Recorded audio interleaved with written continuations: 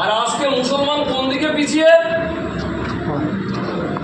আর পড়ায় পিছিয়ে যাওয়ার কারণে, গবেষণায় পিছিয়ে যাওয়ার কারণে মুসলমান আজকে ভুলণ্ঠিত, পদদলিত, অবহেলিত। সারা পৃথিবীর কাছে মুসলমানরা যেন একটা মৌলবাদী, যে ইসলাম ধর্ম যেন একটা সংকীর্ণ ধর্ম। ইসলাম ধর্ম সংকীর্ণ নয়।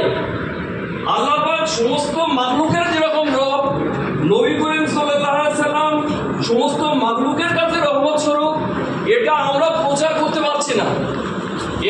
এটা আমরা গায়ের কওমের কাছে বোঝাতে পারছি না যে নবী করিম সাল্লাল্লাহু আলাইহি সাল্লাম অন্য কওমের কাছে কিরকম ভাবে রহমত স্বরূপ ছিলেন, এটা আমরা প্রকাশ করতে পারছি না। একদিন একটা ইহুদি নবী করিম সাল্লাল্লাহু আলাইহি সাল্লাম বসে আছেন সাহাবীদের নিয়ে, সেই রকম একটা মজমায় চলে আসলেন। এসে বলছেন যে আমার পোশাক নেই, ইয়া রাসূলুল্লাহ আমাকে একটা পোশাক দিতে পারবেন?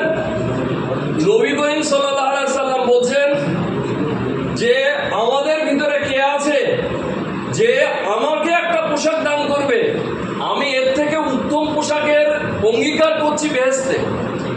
আমাকে, বিধর্মীকে বলছে না, আমাকে একটা পোশাক দান করবে, এর থেকে উত্তম পোশাকের অঙ্গীকার আমি করছি বেহেশতে। একজন সাহাবী দাঁড়িয়ে গেল, দাঁড়িয়ে গিয়ে দিয়ে দিল।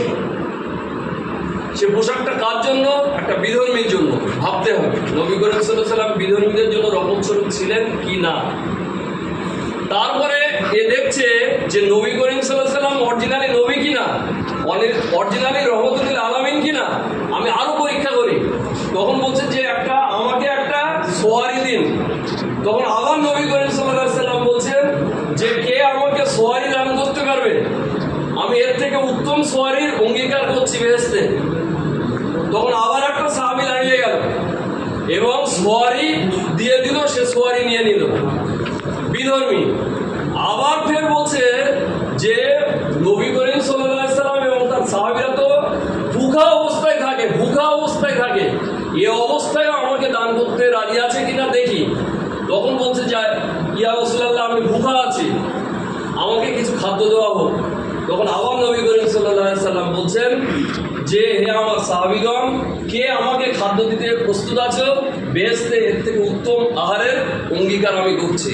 তখন একজন সাহাবীও দাঁড়াতে পারলেন না।